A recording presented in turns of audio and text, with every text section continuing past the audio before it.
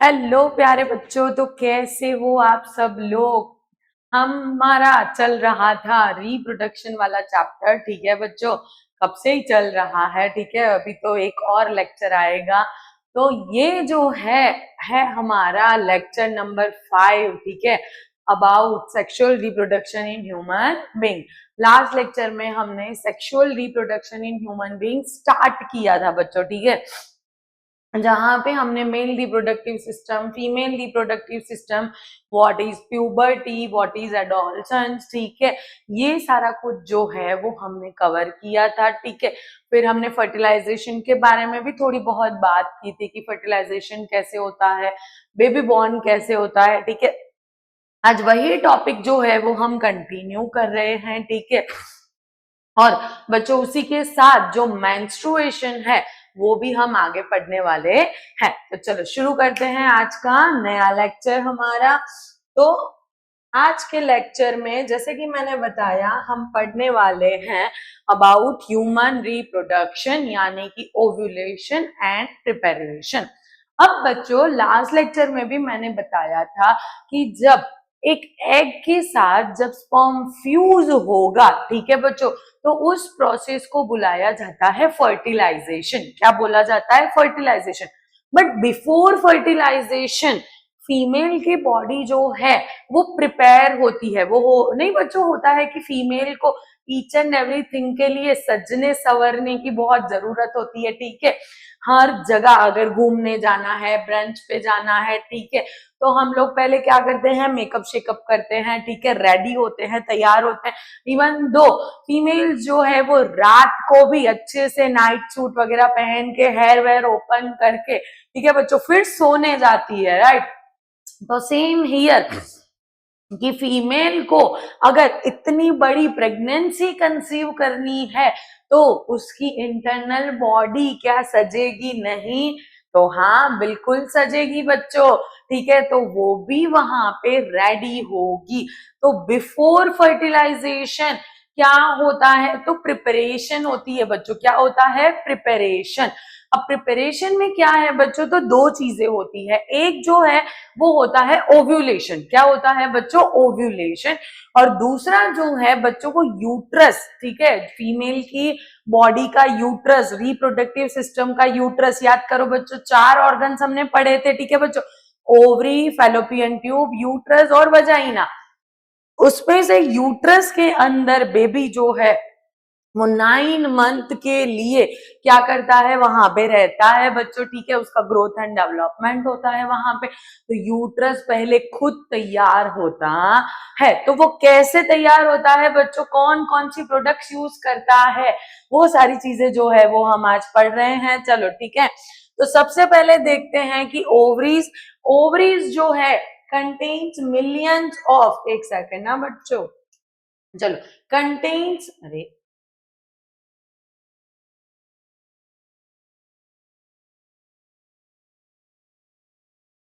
contains millions of immature eggs at a birth. अब बच्चों जब भी कोई बेबी गर्ल का बॉर्न होता है, ठीक है, तो उसकी जो बॉडी है, उसकी जो ओवरी है, वो पहले से ही एट अ बर्थ के टाइम पे ही बच्चों एग्स लेके ही प्रोड्यूस होती है। बट वो एग्स वो 12 साल तक या 15 साल तक, ठीक है, संभाल के रखती है। जब तक बेबी गर्ल प्यूबर्टी की एज में नहीं पहुंच जाती, एडोलसेंस की एज में नहीं पहुंच जाती बच्चों, तब तक वो क्या करती है? उसको अपनी बॉडी में स्टोर करके रखती है। ठीक है बच्चों, जब वो प्यूबर्टी की एज में पहुंच जाएगी, फिर ईच मंथ वो एक एक एग जो है बच्चों वो बॉडी में रिलीज, ओवरी में रिलीज करती है। ठीक है, तो याद रखना बच्चों ये चीज कि एट अ बर्थ टाइम ही जो बेबी गर्ल है वो बहुत सारे एग्स लेके ही बॉर्न होती है। Release of 1 mature egg every month. और वो भी कब होगा बच्चों? तो स्टार्ट एट प्यूबर्टी। जैसे मैंने बताया बच्चों की प्यूबर्टी की एज में पहुंचने के बाद वो गर्ल की ओवरी जो है वो एवरी मंथ एक एग जो है बच्चों वो रिलीज करती है। ठीक है, यूट्रस प्रिपरेशन, तो inner lining becomes thick and reach with blood vessels. अब यहाँ पे ध्यान दो बच्चों कि क्या होगा कि ये जो यूट्रस की वॉल है ना बच्चों, देखो ये यूट्रस की वॉल, ठीक है, उसकी इनर लाइन यानी कि यूट्रस की ये अंदर वाली वॉल जो है वो थिक बनेगी। कैसी बनेगी बच्चों? थिक, ताकि वो बेबी को अच्छे से प्रोटेक्शन दे सके। और उसमें बहुत सारा ब्लड होता है। क्या होता है बच्चों? बहुत सारा ब्लड, ठीक है। तो बच्चों फर्टिलाइजेशन से पहले प्रिपरेशन के अंदर क्या हो रहा है? दो चीजें हो रही है। First is the ovulation and second is the uterus line becomes a thick, ठीक है। तो यूट्रस की जो लाइनिंग है वो कैसी बनती है? थिक बनती है। अब इसका गोल क्या है बच्चों? Preparing the body to receive and nourish a fertilised egg. अब इसके पीछे का रीजन क्या है कि वो थिक क्यों बनती है? तो जैसे मैंने बताया, फर्स्ट तो बेबी को प्रोटेक्शन देने के लिए, ठीक है, और सेकंड बच्चों की वो बेबी को नरिशमेंट करेगी, ठीक है, उसको संभाल के रखेगी। जो फर्टिलाइज्ड एग आया है, ठीक है, जिसको हम एम्ब्रियो बुलाते हैं, उसको वो संभाल के रखेगी, केयर करेगी, इसीलिए वो कैसी बन जाती है बच्चों? थिक बन जाती है, ठीक है। चलो आगे बात करते हैं। Fertilisation when sperms meet egg. अब बच्चों हमारी साइड से तो प्रिपरेशन हो गई है, ठीक है, एक फीमेल की बॉडी तो रेडी हो गई है, वो सज धज के तैयार होके दुल्हन की तरह बैठी है बच्चों, ठीक है।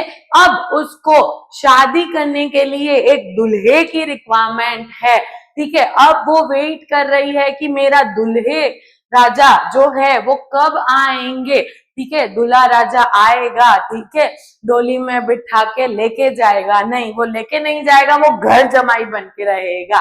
क्या करेगा बच्चों? वो घर जमाई बन के रहेगा। चलो देखते हैं तो कैसे वो घर जमाई बन के रहता है। जर्नी की बात करें बच्चों, तो millions of sperms enter the vagina and swims to the oviduct. अब ड्यूरिंग कॉपुलेशन बच्चों, ड्यूरिंग सेक्स, जो मेल है, ठीक है, उसका पेनिस जो है बच्चों, वो फीमेल की वजाइना में स्पर्म्स इंजेक्ट करता है, ठीक है। अब ये स्पर्म्स बच्चों मोटिलिटी करते हैं, इनके पास टेल होती है, देखो बच्चों इतनी बड़ी बड़ी इनके पास टेल होती है, ठीक है। तो इस टेल की मदद से वो क्या करते हैं बच्चों? तो स्विम करके और अपनी दुल्हन को ढूंढते हुए वो जाते हैं कि कहाँ है मेरी दुल्हन, कहाँ है मेरी दुल्हन, ठीक है। इस तरीके से दुल्हन को ढूंढते ढूंढते वो कहाँ तक पहुंचते हैं बच्चों? वजाइना से होते हुए यूट्रस तक पहुंचते हैं। Encounter sperms meets the mature egg in the oviduct. चलो एनकाउंटर हो गया, दूल्हे को दुल्हन मिल गई है, ठीक है। चलो अब शहनाई बजाओ, ढोल नगाड़े बजाओ, ठीक है बच्चों, कि अब एनकाउंटर होने वाला है। किसका एनकाउंटर होने वाला है बच्चों? तो स्पर्म और एग का एनकाउंटर होने वाला है, ठीक है। अब यहाँ पे क्या होगा? स्पर्म जो है वो कहां तक पहुंच गया है बच्चों? ओविडक्ट तक पहुंच गया है। Fertilization, fusion of the male gamete and female gamete. अब यहाँ पे मेल गैमेट और फीमेल गैमेट का क्या होगा बच्चों? फ्यूजन होगा। देखो यहाँ पे ये बड़ा सा एग है, ठीक है बच्चों, एग में क्या जा रहा है? स्पर्म जा रहा है। अब बच्चों यहाँ पे कोई एक लकी दूल्हा होगा कि जिसको, ठीक है, अपनी दुल्हन मिलेगी। बाकी के ये सारे जो स्पर्म्स एक्स्ट्रा आए थे, ठीक है बच्चों, वो सारे के सारे घर वापस चले जाएंगे बेचारे, ठीक है, उदास होके कि भाई अब चलो हमारा टर्न नेक्स्ट मंथ लगेगा, नेक्स्ट मंथ फिर से शादी रची जाएगी, तब हमारा टाइम आएगा, ठीक है। तो कोई एक स्पर्म जो है बच्चों वो एग के साथ क्या होता है? फर्टाइल होता है। और फर्टिलाइजेशन के बाद क्या बनता है बच्चों? हमारा जायगोट बनता है। The single cell form immediately after a fertilization. तो जैसे ही फर्टिलाइजेशन हुआ नहीं कि हमारा प्यारा सा जायगोट बच्चा जो है वो फॉर्म हो गया, ठीक है, कि मेल और फीमेल का गैमेट का फ्यूजन हुआ और तुरंत ही जायगोट ने बोला कि हेलो मैं आ गया, ठीक है। चलो तो यहाँ पे जायगोट तक की प्रोसेस हमें समझ में आ गई है। इसके बाद आगे हम लोग पढ़ते हैं। अब आगे इम्प्लांटेशन, ठीक है। इम्प्लांटेशन भी मैंने बच्चों बताया था कि इम्प्लांटेशन क्या होता है कि यूट्रस की वॉल के साथ, देखो बच्चों यहाँ पे ये जो यूट्रस की वॉल थी हमारी, जो थिक लाइन बनी थी बच्चों, ठीक है, वहां पे हमारा ये जो एम्ब्रियो है वो क्या हो जाएगा, स्टिक हो जाएगा। क्या हो जाएगा बच्चों, स्टिक हो जाएगा, ठीक है। और उस प्रोसेस को क्या बुलाया जाता है बच्चों, इम्प्लांटेशन बोला जाता है। चलो, उससे पहले क्या होता है बच्चों, तो सेल डिवीजन होगा। क्या होगा, सेल डिवीजन, जहां पे जाइगोट जो है बच्चों वो इमीडिएटली सेल डिवीजन करेगा। सेल डिवीजन से वो बनाएगा embryo. Zygote undergoes a series of rapid mitotic division. कैसा डिवीजन होगा बच्चों, माइटोटिक डिवीजन होने वाला है। ट्रैवल्स कर रहा है, कहाँ पे जा रहा है, शादी हो गई है तो घूमने घूमने तो जाएंगे ना, है ना। चलो, तो घूमने कहाँ पे जा रहे हैं, it moves down the oviduct towards the uterus, और वो कहाँ पे आ रहा है, यूट्रस में आ रहा है, ठीक है। कहाँ से आएगा बच्चों, तो ओविडक्ट, ये वाली जो ओविडक्ट है बच्चों, ठीक है, उस ओविडक्ट से ट्रैवल करता हुआ वो कहाँ पे आ रहा है बच्चों, तो यूट्रस के अंदर आ रहा है। Implantation, the developing embryo attaches to the thick uterine lining। तो वो क्या करेगा, अब यूट्रस की जो थिक लाइन थी, सज के बैठा था ना यूट्रस, तैयार होके बैठा था, ठीक है, उस थिक लाइनिंग पे जो हमारा एम्ब्रियो है वो अटैच हो जाएगा। उस प्रोसेस को बोला जाता है बच्चों इम्प्लांटेशन, ठीक है। Nourishment, embryo receives nutrients to grow into a fetus. अब एम्ब्रियो जो है वो ग्रो होने के लिए, ठीक है, फीटस बनने के लिए उसको नरिशमेंट यानी कि न्यूट्रिशन की जरूरत पड़ेगी। तो वो न्यूट्रिशन इसको किसके थ्रू मिलेगा बच्चों, तो प्लेजेंटा के थ्रू। किसके थ्रू बच्चों, प्लेजेंटा के थ्रू। तो प्लेजेंटा फॉर्म होगी, ठीक है बच्चों। सॉरी बच्चों।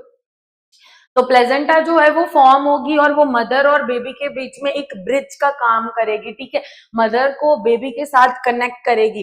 अब बेबी को जब भी भूख लगेगी तो मदर को भूख लगेगी कि मम्मी को अच्छा अच्छा खाना खिलाओ, तो मदर अच्छा अच्छा खाना खाएगी तो फिर वो बेबी को मिलेगा, ठीक है। फिर ऑक्सीजन हो गया, कार्बन डाइऑक्साइड हो गया, वेस्ट प्रोडक्ट हो गए, ये सारा कुछ ट्रांसपोर्टेशन करने का काम जो है वो कौन करता है बच्चों, प्लेजेंटा करता है, ठीक है। चलो आगे पढ़ते हैं। What happens when an egg is not fertilized?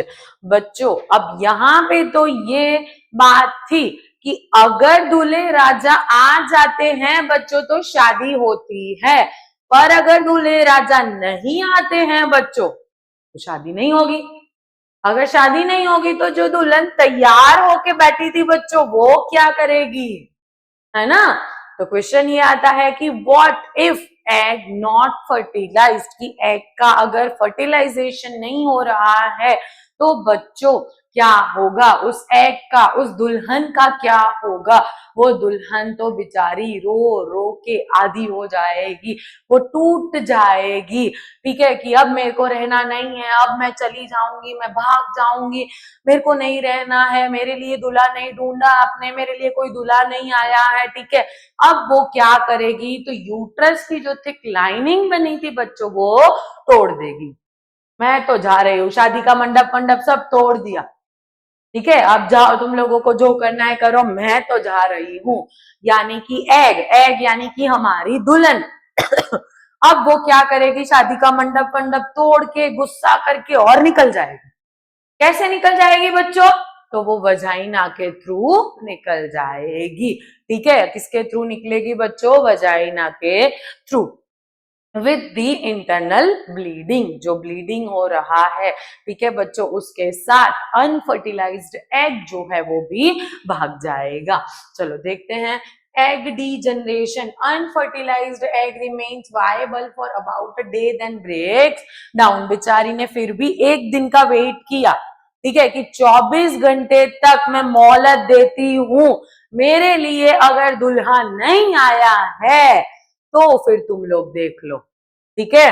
तो 24 घंटे की बच्चों वो मोहलत देती है, यानी कि एक दिन की वो मोहलत देती है कि मेरे को शादी के लिए दूल्हे राजा लाके दो। पर वो शादी के लिए दूल्हे राजा अगर नहीं आते हैं तो बेचारी वो टूट के बिखर जाएगी। क्या होगा बच्चों? वो टूट के चूर चूर हो जाएगी। Uterus lining sheds, the thick blood rich lining is no longer needed. जब शादी नहीं हो रही है तो मंडप की क्या जरूरत है? हटाओ इधर से मंडप, मंडप हमको नहीं चाहिए मंडप, ठीक है। तो वहां पे जो मंडप बनाया था, मस्त प्यारा सा डेकोरेशन कराया था बच्चों, वो डेकोरेशन भी टूट गया, खल्लास हो गया।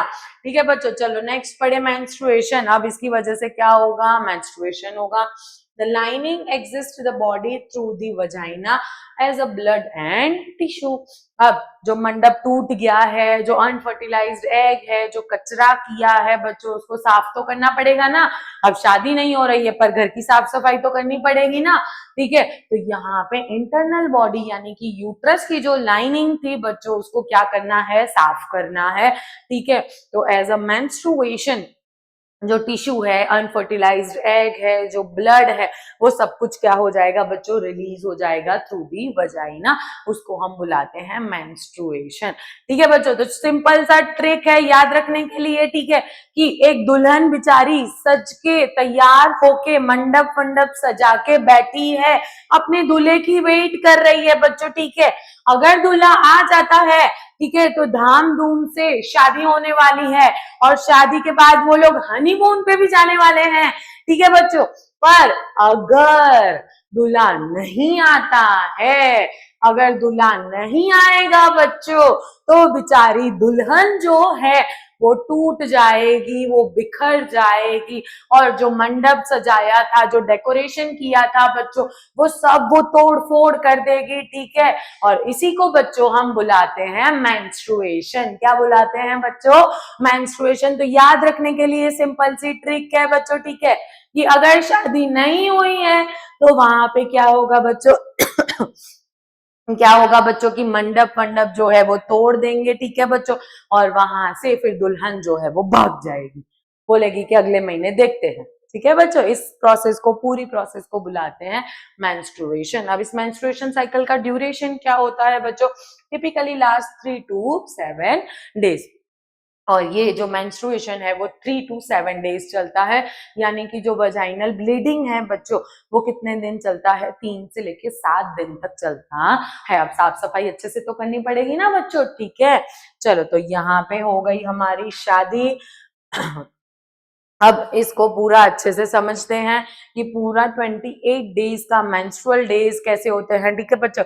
तो एक मेंस्ट्रुएशन साइकिल और दूसरे मेंस्ट्रुएशन साइकिल के बीच में बच्चों 28 डेज का डिफरेंस होता है। कितना बच्चों? 28 डेज मेंस्ट्रुअल साइकिल, ठीक है। अब ये 28 डेज में फीमेल की बॉडी में होता क्या है? बेचारी 28 दिन तक वो लगातार मेहनत कर रही है अपनी शादी के लिए, ठीक है, शॉपिंग कर रही है, पार्लर वाली बुकिंग कर रही है, सब कुछ बेचारी ने किया, अच्छे से किया, वो दुल्हन बन के तैयार भी हो गई, ठीक है, पर कुछ भी नहीं हुआ। तो वही 28 दिन में उसने क्या क्या किया, क्या क्या मेहनत की बच्चों, वो हम लोग देखते हैं, ठीक है। डे 1 to 5 की जब मेंस्ट्रुएशन होता है, यानी कि लाइनिंग टूट जाती है, एग रिलीज हो जाता है, ब्लड रिलीज हो जाता है, shedding of the uterine lining, then day 6 to 13 rebuilding of lining. चलो कोई बात नहीं, हम बड़ा मन रखते हैं, बड़ा दिल रखते हैं, ठीक है, बड़ा दिल रख के हम वापस से सारी तैयारियां करते हैं, क्या पता कि इस महीने कोई दूल्हा मिल जाए हमें, ठीक है बच्चों। तो वो बेचारी वापस से पूरी प्रिपरेशन करती है, यूट्रस की जो लाइनिंग है उसको वापस से फॉर्म करती है, यानी मंडप सजाना चालू करती है। डे 14 पे वो खुद सच के बैठती है, ठीक है, यानी ओव्यूलेशन होगा।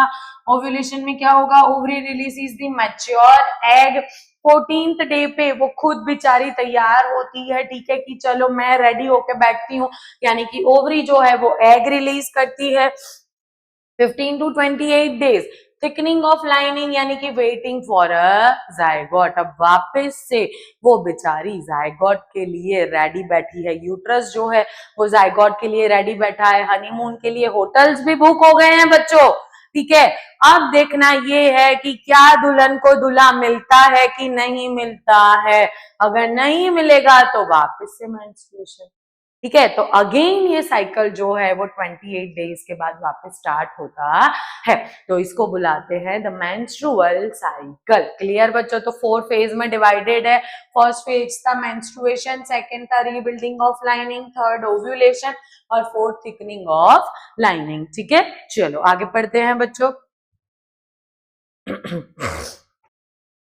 Pregnancy timeline, the 3 trimester. अगर समझ लो कि बच्चों दुल्हा दुल्हन मिल गए हैं, शादी हो गई है, जाइगोट फॉर्म हो गया है, अब जाइगोट ने क्या बनाया था बच्चों? एम्ब्रियो बनाया था। ठीक है, अब एम्ब्रियो के बाद हमारी आती है एक न्यू सीरीज।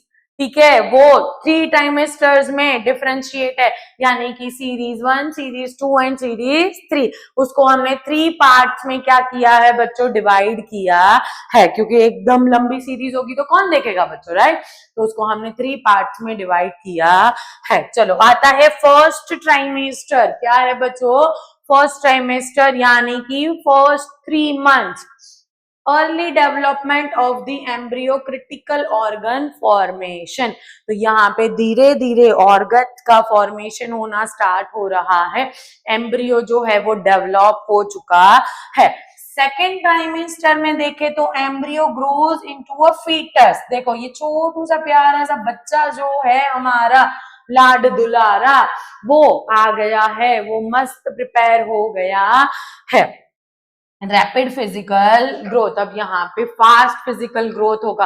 भाई जल्दी जल्दी मेरे को तैयार होना पड़ेगा, मेरे को बाहर निकलना है, थोड़े ही टाइम में मेरा टाइम आ जाएगा बाहर जाने का। ठीक है, तो मेरे को फिजिकली फटाफट ग्रोथ करना है।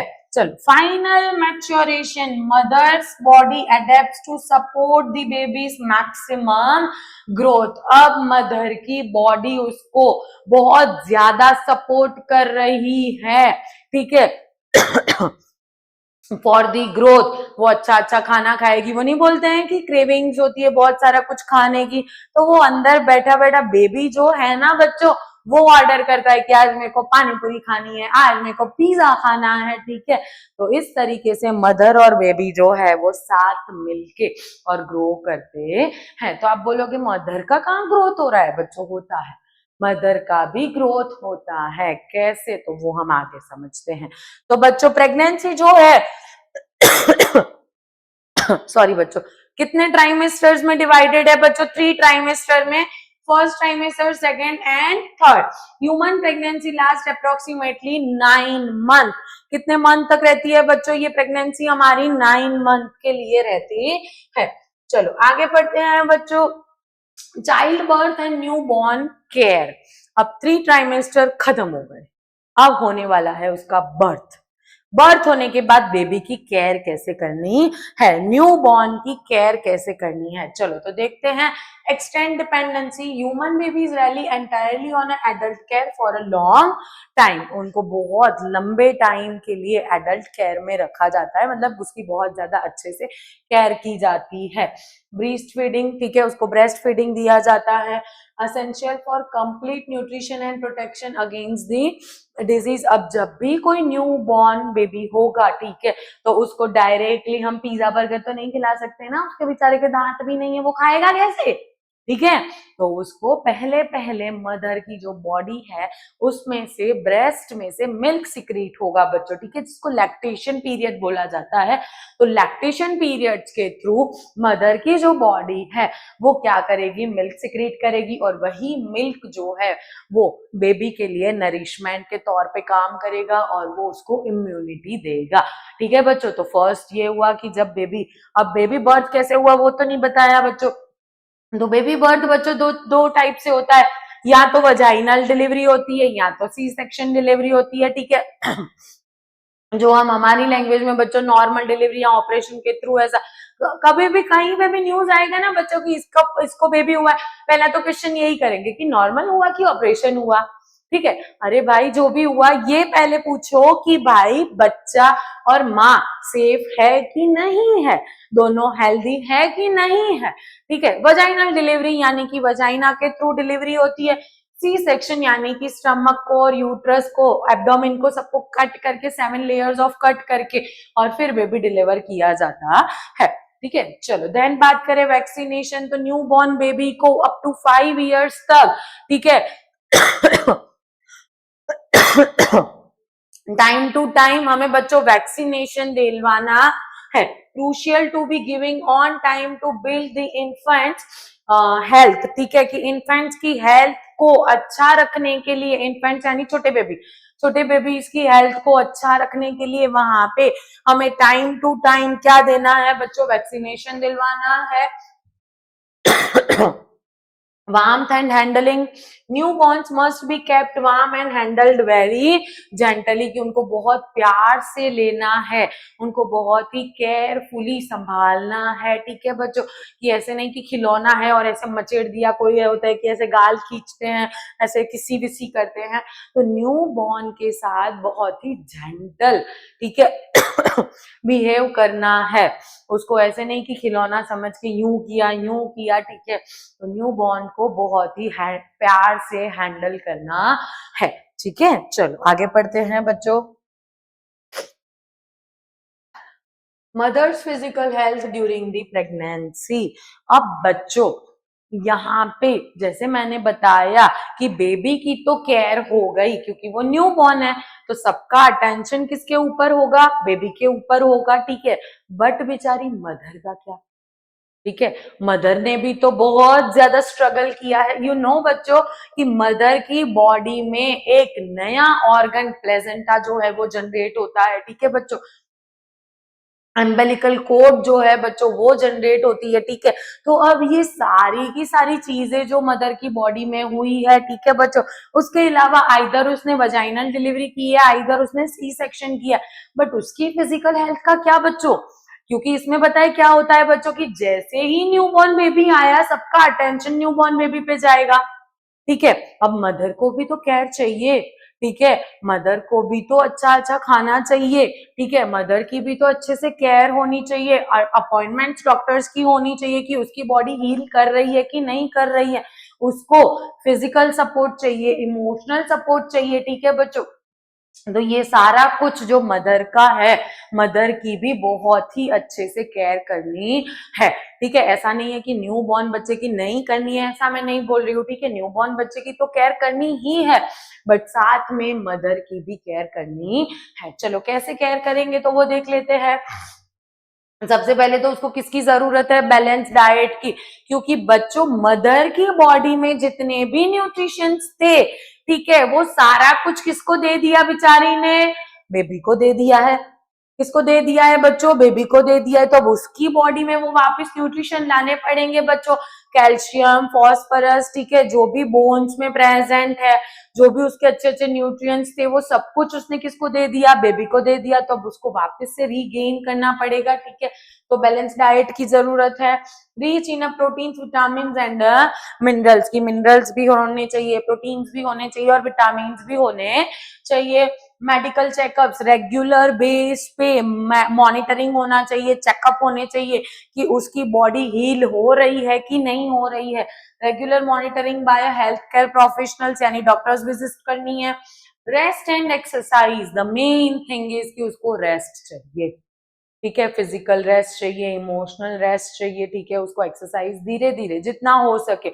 योगा करना है, क्योंकि उसकी बॉडी में बहुत सारे चेंजेस आए हैं बच्चों, एक मदर की बॉडी में बच्चों 9 मंथ तक बहुत सारे हार्मोनल चेंजेस आते हैं, ठीक है, उसके अलावा उसकी बॉडी जो है बच्चों, ठीक है, वो ज्यादा हैवी भी हो जाती है, ठीक है, यानी वेट गेन भी बहुत हो जाता है, जैसे कोई लेडी अगर 50-55 की है तो मे बी वो 80-85 तक उसका बॉडी गेन जो है वो हो जाता है, ठीक है, अब उसको वापस से नॉर्मलाइज करना है, तो जिसके लिए उसको एक्सरसाइज रेगुलर बेस पे करनी है, तो ये सारा कुछ केयर जो है बच्चों वो मदर के लिए भी इम्पोर्टेंट है। Following doctors advice and regarding light physical activity, और थोड़ी थोड़ी बहुत ज्यादा नहीं, नॉर्मल फिजिकल एक्टिविटीज करनी है। अब मदर को भी क्या नहीं करना है, ठीक है, मदर की केयर तो सही बात है, डूज तो हो गए, बट डोंट्स में क्या है बच्चों, तो अल्कोहल नहीं लेना है, सिगरेट नहीं लेना है, तंबाकू नहीं लेना है, मैम अब क्या है, अब तो बेबी बाहर आ गया है ना, नहीं बच्चों, तो बेबी जो है वो मिनिमम 6 to 1 year तक, 6 months to 1 year तक मदर के ब्रेस्ट फीडिंग पे होता है बच्चों, ठीक है। अगर मदर ये सारी चीजों का कंजप्शन करेगी बच्चों, तो सीधा इम्पैक्ट किस पे आएगा, बेबी की हेल्थ पे आएगा, ठीक है। तो नो स्मोकिंग, अल्कोहल और अनप्रिस्क्राइब्ड मेडिसिन, ऐसे नहीं कि ये दर्द हो रहा है मैंने ये दवा ले ली, मेरे को चक्कर आ रहे हैं मैंने दवा ले ली, मैंने डोलो ले ली, ठीक है, मैंने डिस्प्रिन ले ली, कोई भी दवाई, कोई भी मेडिसिन विदाउट डॉक्टर्स प्रिस्क्रिप्शन हमें लेनी नहीं है। वो तो रेगुलर बेस पे भी हमें नहीं लेनी है, ठीक है।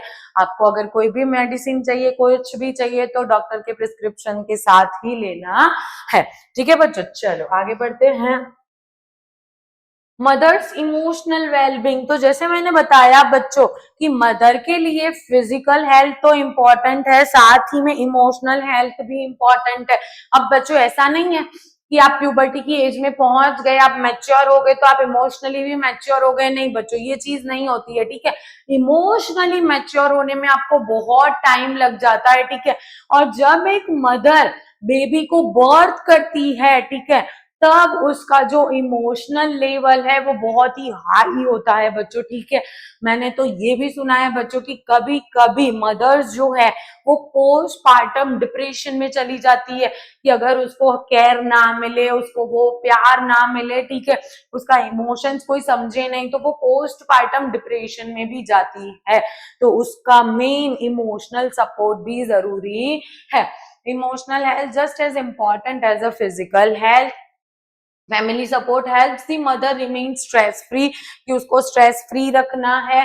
Postpartum phase, mother's wellbeing requires continued support after a delivery. Postpartum यानी आफ्टर डिलीवरी, तो मदर को आफ्टर डिलीवरी कंटिन्यूअस फैमिली का सपोर्ट चाहिए होता है। Close connection, the health of the mother and baby are directly link. तो जैसे mother अगर स्ट्रेस में रहेगी, डायरेक्ट इफेक्ट किसको आएगी बच्चों, बेबी को आएगी। तो मदर का हेल्दी रहना, मदर का इमोशनली अच्छा रहना बहुत ही जरूरी है, ठीक है बच्चों। तो ये सारी चीजों का हमें ध्यान रखना है। चलो, sexual maturity versus emotional maturity, जैसे कि मैंने बताया बच्चों कि अगर आप सेक्सुअली मैच्योर हो गए तो इमोशनली भी मैच्योर हो, ऐसा नहीं है। देखो बच्चों, यहाँ पे सेक्सुअल मैच्योरिटी हाई है बट इमोशनल मैच्योरिटी लो है। Physical needs of reproductive organs, यानी कि स्पर्म्स प्रोडक्शन, एग प्रोडक्शन, ये तो आपकी बॉडी में हो गया है, but emotional and social maturity कि mental readiness to handle adult responsibility. अब एक मदर जो है बच्चों, वो क्या सीख के आई है कि मेरे को बच्चे को ऐसे हैंडल करना है, मेरे को बच्चे को ऐसे फीडिंग कराना है, मेरे को बच्चे को ऐसे स्नान कराना है, राइट। वो सीख के तो नहीं आई है ना, वो धीरे धीरे सीख रही है, राइट। तो उसके भी दिमाग में बहुत सारी बातें चल रही है, ठीक है। आज बच्चे को अगर थोड़ा सा कुछ तबीयत ठीक नहीं है, बुखार है या कुछ भी है, तो सीधा इम्पैक्ट किस पे पड़ेगा, मदर पे पड़ने वाला है, ठीक है। तो वो सारी चीजें उसके लिए भी न्यू है बच्चों, ठीक है। तो उसको सब कुछ हैंडल करने के लिए उसको टाइम लगेगा, और आपको उसको वो टाइम देना पड़ेगा, उसको मेंटली आपको स्ट्रॉन्ग बनाना पड़ेगा बच्चों, ठीक है। तभी जाके बात बनने वाली है, बाकी बात नहीं बनेगी बच्चों, ठीक है। अब आप बोलो सॉरी बच्चों, कि जैसे सोसाइटीज के लोग आते हैं बच्चों, ठीक है, कि हमने तो हमारे टाइम में बच्चों को ऐसे पाल लिया था, ऐसे बड़े हो गए थे, तुम लोगों से नहीं हो पा रहा है, हम लोग तो नॉर्मल डिलीवरी करते थे, तुम लोग तो ऑपरेशन करते हो, ठीक है, तुम लोगों को में तो ये नहीं है, तुम लोगों को तो ये नहीं। अरे भाई, पहले का टाइम अलग था, आप लोग जॉइंट फैमिली में रहते थे, अभी न्यूक्लियर फैमिली में रहा जाता है, ठीक है। आप लोगों ने आपके कोई अगली वाली जनरेशन का कोई बच्चा देखा हुआ होगा कि इसको कैसे पालते हैं। सिंपल सी एक बात बताएं बच्चों, ठीक है, कि आज से समझ लो 20 या 25 साल पहले बच्चों की वेदर जो है, टेम्परेचर जो है, वो इतना हाई नहीं हुआ करता था, ठीक है बच्चों, कि बच्चों को यूं ही मतलब पैक करके और सब पहना के और सुला दिया करता था, क्योंकि उस टाइम पे टेम्परेचर बहुत लो हुआ करता था, ठीक है। तो बच्चे की केयर ऐसे की जाती थी, अभी बच्चों टेम्परेचर ऐसा है, इतना ज्यादा ग्लोबल वार्मिंग है, इतना ज्यादा पॉल्यूशन है, ठीक है, जिसकी वजह से टेम्परेचर हाई होता जा रहा है।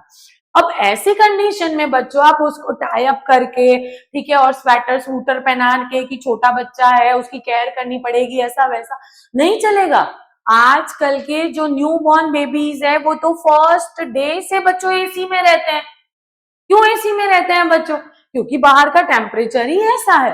तो ये सारी चीजें आपको समझनी पड़ेगी, एक मदर को सपोर्ट देना पड़ेगा, तभी वो मेंटली स्ट्रांग बन पाएगी।